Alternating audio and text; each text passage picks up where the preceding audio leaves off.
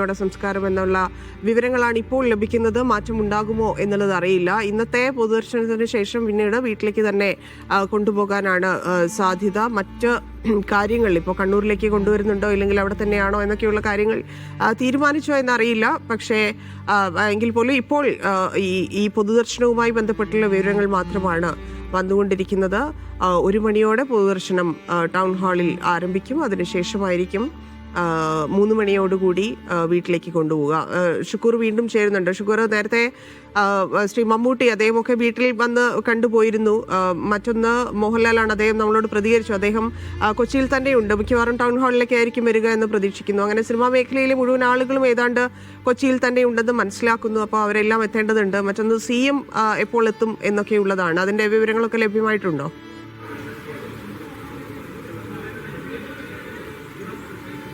ധന്യ, മുഖ്യമന്ത്രി പിണറായി വിജയൻ ഇപ്പോൾ കൊച്ചിയിൽ തന്നെയാണുള്ളത്. അല്പം മുമ്പ് രാജേന്ദ്ര മൈതാനിയിൽ കൾച്ചറൽ കോൺഗ്രസിൻ്റെ ഉദ്ഘാടന ചടങ്ങിൽ അദ്ദേഹം പങ്കെടുത്തു.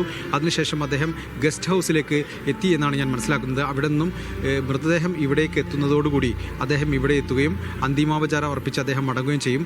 MA ബേബി അടക്കമുള്ള CPM നേതാക്കളും മന്ത്രി P രാജീവ് അടക്കമുള്ള മന്ത്രിമാരും കൊച്ചിയിലുണ്ട്. അവരെല്ലാം തന്നെ ടൗൺ ഹാളിൽ തന്നെയായിരിക്കും അന്തിമോപചാരം അർപ്പിക്കാൻ എത്തുക. മറ്റ് മമ്മൂട്ടി ഇന്ന് രാവിലെ അദ്ദേഹത്തിൻ്റെ വീട്ടിൽ ശ്രീനിവാസൻ്റെ വീട്ടിലാണ് അന്തിമോപചാരം അർപ്പിച്ചത്. അതിനുശേഷം അദ്ദേഹം കുടുംബത്തോടൊപ്പമാണ് എത്തിയത്. അതിനുശേഷം അദ്ദേഹം ഇവിടെ വരുമോ എന്നുള്ള കാര്യത്തിൽ വ്യക്തതയില്ല.